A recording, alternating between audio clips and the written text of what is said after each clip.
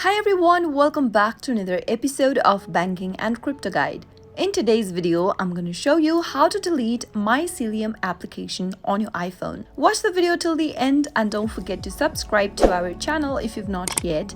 Press the notification bell so that you'll never miss another upcoming upload from us. To delete Mycelium application on your iPhone is quite easy. Simply go and spot the Mycelium application in the app drawer and press hold the app. You'll be able to see a pop-up displayed right after you do that.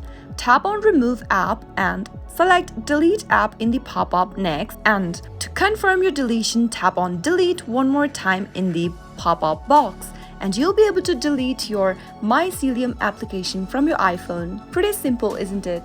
I hope you found the video to be helpful. If it was, go ahead and give us a thumbs up. I'll be back soon with more videos like this. Thank you for watching.